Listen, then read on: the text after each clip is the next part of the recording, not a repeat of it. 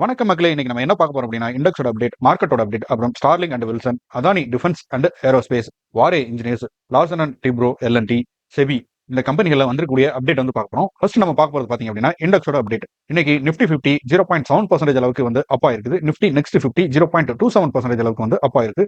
Nifty mid cap 150 0.12% அளவுக்கு வந்து அப் ஆயிருக்கு. நிஃப்டி ஸ்மால் கேப் 250 இண்டெக்ஸ் -0.43% அளவுக்கு வந்து டவுன் ஆயிருக்கு.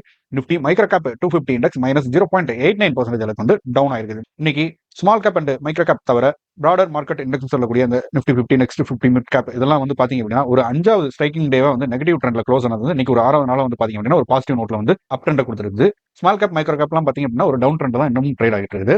ஸோ இன்னைக்கு நிஃப்டி 50 ஓப்பன் ஆகும்போது ஒரு பாசிட்டிவ் நோட்ல வந்து ஓப்பன் ஆயிருந்தது. ஸோ அந்த பாசிட்டிவ் மொமெண்டத்தை எண்ட் ஆஃப் த டே வரைக்குமே வந்து நிஃப்டி 50 தக்க வச்சுக்கிச்சு. இன்னைக்கு வந்து பாத்தீங்கன்னா 125 பாயிண்ட் வந்து அப் ஆகி 23,753 அப்படிங்கிற ஒரு லெவலில் வந்து க்ளோஸ் ஆயிருக்குது. இன்னைக்கு இந்தியன் ஸ்டாக் மார்க்கெட் வந்து ஒரு ரீபவுண்ட் ஆயிருக்குது. லாஸ்ட் ஒரு 5 ட்ரேடிங் செஷனாவே வந்து ஒரு நோட்டபிளான லாஸ் வந்து கொடுத்திருந்தது. இன்னைக்கு ஒரு நோட்டபிளான கெயின் வந்து கொடுத்துருக்குது.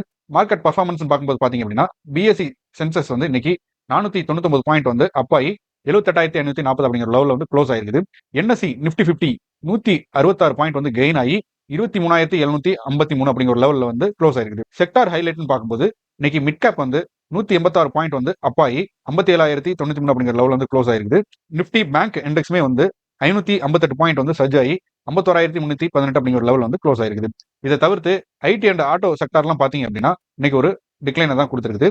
கீ கான்ட்ரிபியூட்டர்னு பார்க்கும்போது பாத்தீங்க அப்படின்னா Reliance industries, ITC, HDFC bank இவங்கலாம் வந்து ஒரு மெயின் பிளேயரா ஒரு சிக்னிஃபிகண்டான ரோல் வந்து பிளே பண்ணி நிஃப்டி 50 இன்னைக்கு வந்து லிஃப்ட் ஆகிறதுக்கு ஒரு காரணமா வந்து இருக்காங்க. அதே மாதிரி டாப் லூசர்ஸ் பார்க்கும்போது பாத்தீங்க அப்படின்னா hero Motors, Maruti and TCS இவங்கலாம் வந்து டாப் லூசர்ஸ் வந்து இருக்காங்க.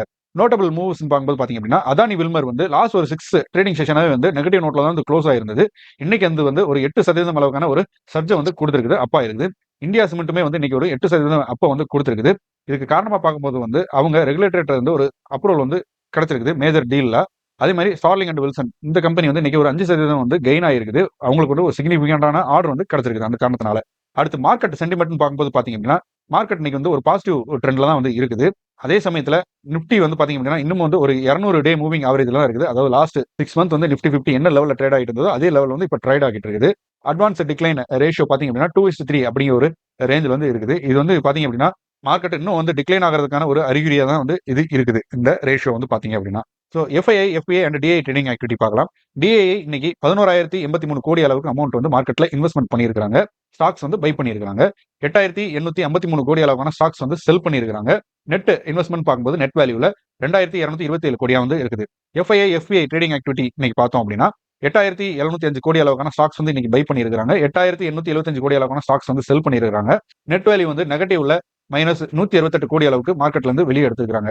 ஸோ எஃப்ஐஎஸ் பாத்தீங்க அப்படின்னா லாஸ்ட் ஒரு 5 ட்ரேடிங் செஷனாவே வந்து நெகட்டிவ் நோட்ல தான் வந்து அமௌண்ட்டை வெளியே எடுத்துட்டு இருக்காங்க இன்வெஸ்ட்மெண்ட்டை. நெட் வேல்யூ பார்க்கும்போது இன்னைக்கு வந்து டிஐ வந்து எஃப்ஐ ரெண்டுமே வந்து கம்பேர் பண்ணும்போது இன்னைக்கு ஒரு பாசிட்டிவ் நோட்ல வந்து நெட் வேல்யூ வந்து க்ளோஸ் ஆயிருக்குது. ஸோ அதனால தான் நம்ம மார்க்கெட் வந்து இன்னைக்கு ஒரு பாசிட்டிவ் நோட்ல வந்து எண்ட் ஆயிருக்குது. அடுத்து top 5 gainers and top 5 losers.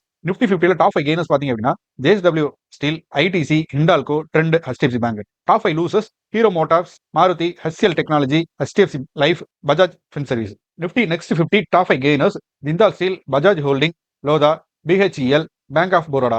Top 5 losers Zomato, ICICI, JSW Energy, LTI Mindtree, Chola Finance. இதெல்லாம் வந்து டாப் 5 லூசர்ஸா இருக்குது. ஸோ அடுத்து எல்என்டி இந்த கம்பெனியில் வந்து ஒரு அப்டேட் பார்க்க போறோம். இந்த கம்பெனி பாத்தீங்க அப்படின்னா நம்ம இந்தியன் ஆர்மி அதாவது டிஃபென்ஸ்ல இருந்து ஒரு மேஜரான ஒரு ஆர்டர் வந்து செக்யூர் பண்ணியிருக்காங்க. இவங்க வந்து K9 வஜ்ராட்டி ஆர்டிலரி பிளாட்ஃபார்ம் அதாவது ஒரு கன் வந்து மேனுஃபேக்சர் பண்றதுக்கான ஆர்டர் வந்து இவங்களுக்கு கிடைச்சிருக்குது. இதோட வேல்யூ பாத்தீங்க அப்படின்னா 5,000 கோடியில இருந்து 1,000 கோடி அளவுக்கு வந்து இருக்குது. இது வந்து பாத்தீங்க அப்படின்னா K9 Vajra T 155 mm 52 caliber self propelled artillery platform. இது வந்து டிசைன் பண்ணி மேனுஃபேக்சர் பண்ண போறாங்க. இதோட மேனுஃபேக்சர் பண்ணக்கூடிய லொகேஷன் பாத்தீங்க அப்படின்னா எல்என்டியோட ஆர்மர்டு சிஸ்டம் குஜராத்ல இருக்குது. அங்கதான் வந்து இதை மேனுஃபேக்சர் பண்ண போறாங்க. அனலிஸ்ட்லாம் வந்து இந்த எல்என்டி லிமிடெட் இந்த கம்பெனிக்கு வந்து 36 அனாலிசிஸ் வந்து 31 பேர் வந்து பை ரேட்டிங் வந்து கொடுத்துருக்காங்க. 3 பேர் வந்து சஜஷன் வந்து நோ ஹோல்டிங் தான் கொடுத்துருக்காங்க. 2 பேர் வந்து செல் வந்து கொடுத்துருக்காங்க. ஸோ அனாலிஸ்ட் வந்து 31 பேர் மெஜாரிட்டியான பேர் வந்து பை ட்ரெண்ட் கொடுத்துருக்கனால ரேட்டிங் கொடுத்துருக்கனால இந்த ஸ்டாக் வந்து இன்னும் மேல போறதுக்கான வாய்ப்பு வந்து அதிகமா இருக்கு. ஸ்டாக் பர்ஃபார்மன்ஸ் பார்க்கும்போது பாத்தீங்க இன்னைக்கு 0.8% அளவுக்கு ஹை ஆகி 3,258 அப்படிங்கிற ஒரு விலையில வந்து ட்ரேட் ஆகிட்டு இருக்குது. 2024 இந்த ஸ்டாக் இது வரைக்கும் வந்து ஒரு 4% ஒரு ஏற்றத்தை வந்து கொடுத்துருக்குது. ஸோ அடுத்து அதானி டிஃபென்ஸ் அண்ட் ஏரோஸ்பேஸ் இந்த கம்பெனியில் வந்துக்கூடிய ஒரு news. Adani defence and aerospace பாத்தீங்க அப்படின்னா அவங்களோட எக்ஸ்பென்ஷன் வந்து நிறைய பண்றாங்க இந்தியாவோட ஏவியேஷன் செக்டார்ல. இவங்க வந்து பாத்தீங்க அப்படின்னா ஏர் ஒர்க் இந்தியா அப்படிங்கிற ஒரு கம்பெனியில ஸ்டாக் வந்து அக்விசிஷன் வந்து பண்ணியிருக்காங்க. இது மூலமா வந்து அவங்க எம்ஆர்ஓ கேப்பபிலிட்டிஸ் வந்து இன்க்ரீஸ் பண்றாங்க. அதானி டிஃபென்ஸ் அண்ட் ஏரோஸ்பேஸ் வந்து ஒரு 85.8% அக்விசிஷன் வந்து ஏர் ஒர்க் இந்தியா இந்த கம்பெனில வந்து பண்ணியிருக்காங்க. இதோட வேல்யூ 400 கோடியா வந்து இருக்குது. இது வந்து ஒரு ஸ்ட்ராட்டஜிக்கல் எக்ஸ்பென்ஷனா வந்து பார்க்கப்படுது. ஏவியேஷன் அண்ட் டிஃபென்ஸ் செக்டார்ல அதானி டிஃபென்ஸ் அண்ட் ஏரோஸ்பேஸ் மூவா வந்து பார்க்கப்படுது. ஏர் ஒர்க் இதோட ஓவர் வியூ பார்க்குறோம் அப்படின்னா, இது வந்து பாத்தீங்க அப்படின்னா ஒரு பிரைவேட் செக்டார் எம்ஆர்ஓ கம்பெனி. இது இந்தியாவோட லார்ஜா வந்து இருக்குது. இதோட எம்ப்ளாயி ஸ்ட்ரென்த்னு பார்க்கும்போது 1300 ப்ரொஃபஷனல்ஸ் வந்து அரௌண்ட் ஒரு அக்ராஸ் 35 சிட்டிஸ்ல வந்து இருக்கிறாங்க. இவங்க மெயினா பார்த்தோம் அப்படின்னா maintenance, heavy check and asset management both civil and defence ஏவியேஷன்ல வந்து மெயினா இவங்க வந்து சர்வீஸ் ப்ரொவைட் பண்றாங்க. ஸ்ட்ராட்டஜிக் வியூவா பார்க்கும்போது சிஓ ஆஷிஷ் அவர் என்ன வலியுறுத்துறாரு அப்படின்னா, இந்த அக்விசிஷன் மூலமா பார்த்தோம் அப்படின்னா இந்தியாவோட எம்ஆர்ஓ கேப்பபிலிட்டிஸ் வந்து அதானி கம்பெனிக்கு வந்து இம்ப்ரூவ் ஆகுது. இது மூலமா வந்து அவங்க கமர்ஷியல் அண்ட் டிஃபென்ஸ் ஏவியேஷன் செக்டார்ல இருக்கக்கூடிய ஒரு ஃபுல் ஸ்பெக்ட்ரம் ஆஃபர்ஸ் வந்து மீட் அவுட் பண்ண முடியும். இண்டஸ்ட்ரீஸ் இம்பாக்ட் பார்க்கும்போது ஜெட் அதானி என்ன ஹைலைட் பண்றாரு அப்படின்னா, இந்தியாவோட ஏவியேஷன் இண்டஸ்ட்ரீஸ் வந்து உலகத்துல ஒரு 3வது குளோபலி லார்ஜஸ்ட் ஏவியேஷன் இண்டஸ்ட்ரீஸா இருக்குது. இது வரைக்கும் ஒரு 1500 ஏர்கிராஃப்ட் வந்து கிரியேட் பண்றதுக்கான ஒரு ஆப்பர்ச்சுனிட்டிஸ் வந்து இந்தியாவோட ஏவியேஷன் சர்வீஸ்ல இன்டகிரேட் பண்றதுக்கான ஒரு ஆப்பர்ச்சுனிட்டியா இருக்கிற மாதிரி சொல்றாங்க. ஸோ இது மூலமா இந்த அக்விசிஷன் மூலமா இது நடக்கிறதுக்கான ஒரு வாய்ப்பு வந்து இருக்குது. அடுத்து வாரே இன்ஜினியர்ஸ் லிமிடெட் இந்த கம்பெனியில் வரக்கூடிய அப்டேட். இந்த கம்பெனி ஒரு சிக்னிஃபிகண்டான கேபிட்டல் எக்ஸ்பெண்டிச்சர்ஸ் வந்து பண்ண போறாங்க. அவங்களோட வேரியஸ் ப்ராஜெக்ட்ஸ் வந்து என்ஹான்ஸ் பண்றதுக்கும் மேனுஃபேக்சரிங் கெப்பாசிட்டிஸ் வந்து இன்க்ரீஸ் பண்றதுக்கும் பிசினஸ் எக்ஸ்பென்ஷனுக்கும் வந்து பண்ண போறாங்க. எலக்ட்ரோலைசர் பிளான்ட் வந்து ஒரு 551 கோடி அளவுக்கான, அதாவது 300 மெகாவாட் எலக்ட்ரோலைட்ஸ் மேனுஃபேக்சரிங் பிளான்ட் வந்து வாரே கிளீன் எனர்ஜி சொல்யூஷன் கம்பெனி மூலமா வந்து பண்ண போறாங்க. இதுக்கான ஃபண்ட் வந்து டெப்ட் அண்ட் இன்டர்னல் அக்ரல்ஸ் மூலமா வந்து பண்ண போறாங்க. அதே மாதிரி லித்தியம் அயான் ஸ்டோரேஜ் செல்ஸ் இந்த 3.5 gigawatt hour lithium ion advance chemistry storage cell manufacturing plant வந்து 2073 கோடி அளவுக்கு வந்து வாரே இன்ஜினியரிங் சொல்யூஷன்ஸ் ஸ்டோரேஜ் சொல்யூஷன்ஸ் மூலமா வந்து பண்ண போறாங்க. இதுவுமே வந்து ஃபண்ட் ரைசிங் வந்து டெப்ட் அண்ட் இன்டர்னல் அக்ரல் மூலமா வந்து பண்ண போறாங்க. இன்வெர்டர் எக்ஸ்பென்ஸ்ல 130 கோடி வந்து அலாட்மெண்ட் பண்ணியிருக்காங்க அவங்களோட இன்வெர்டர் பிசினஸ் வந்து எக்ஸ்பேண்ட் பண்றதுக்கு. இது வந்து வாரே பவர் மூலமா வந்து பண்ண போறாங்க. கம்பெனியோட கான்ட்ரிபியூஷன் பார்க்கும்போது 40 கோடி அளவுக்கு வந்து இருக்க போகுது. அதே மாதிரி போர்டுல வந்து ஒரு சேஞ்ச் வந்து நடந்திருக்குது. அரவிந்த் அப்படிங்கிற வந்து பாத்தீங்க அப்படின்னா நான் எக்ஸிகூட்டிவ் டைரக்டரா வந்து ரிசைன் பண்ணியிருக்காரு. அதே மாதிரி அமித்ங்கிறவர் வந்து ஹோல் டைம் டைரக்டரா வந்து அப்பாயின்மெண்ட் பண்ணப்பட்டிருக்காரு. அடுத்து வரக்கூடிய ஒரு 5 வருஷம் இருக்குது. ஸ்டாக் பர்ஃபார்மன்ஸ் பார்க்கும்போது இன்னைக்கு இந்த ஸ்டாக் 2.39% வந்து ரைஸ் ஆயிருக்குது.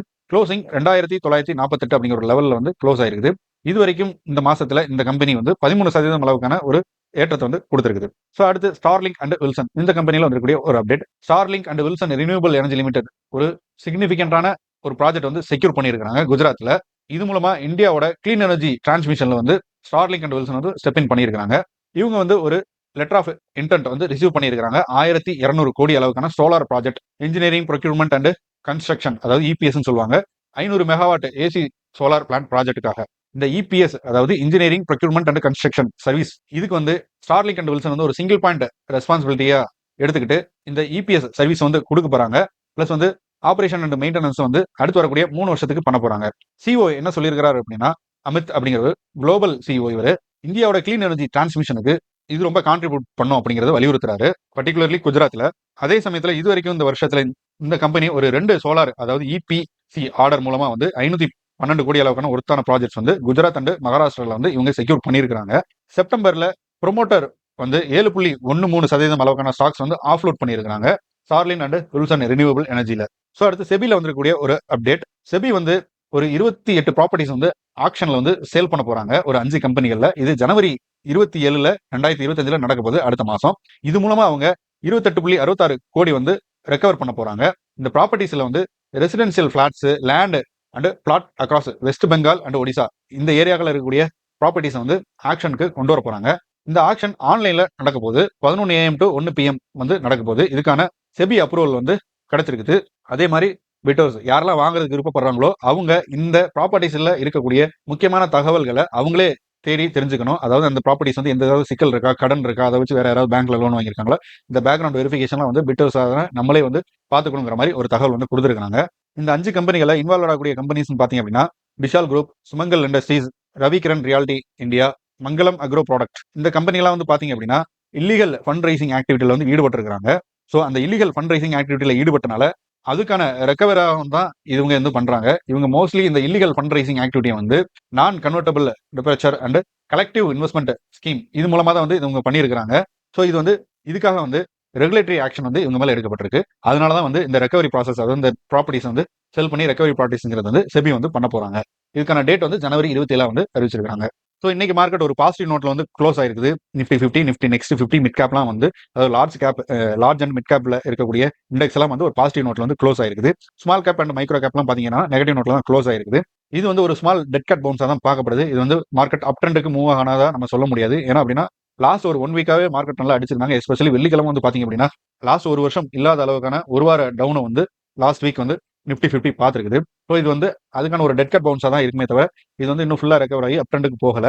அதே சமயத்துல ஃபாரின்ல வந்து கிறிஸ்மஸ் செலிப்ரேஷன் வர்ற ஒரு காரணத்தினால பாத்தீங்க அப்படின்னா ஃபாரின் இன்வெஸ்டர்ஸோட ஆக்டிவ் பார்ட்டிசிபேஷன்ங்கிற லெவலும் வந்து குறைஞ்சி 8000 கோடி அளவுக்கான அமௌண்ட்டை மட்டும் தான் மார்க்கெட்ல போடுறது எடுக்கிறதா வந்து எஃப்ஐஎஸ் பண்ணியிருக்காங்க.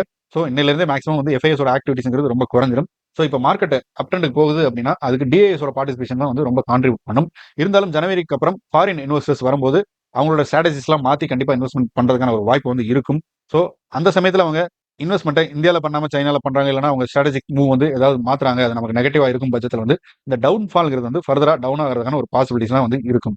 ஸோ அதெல்லாம் வந்து நம்ம மைண்டில் வச்சுக்கணும். ஸோ அதை மைண்டில் வச்சுக்கிட்டு நம்ம ரிஸ்க் எடுக்கிற லெவலை வந்து குறைச்சிக்கிட்டு கொஞ்சம் பார்த்து இன்வெஸ்ட்மெண்ட் வந்து பண்ணணும். ஸோ இந்த வீடியோ உங்களுக்கு பிடிச்சிருந்தா லைக் பண்ணுங்க.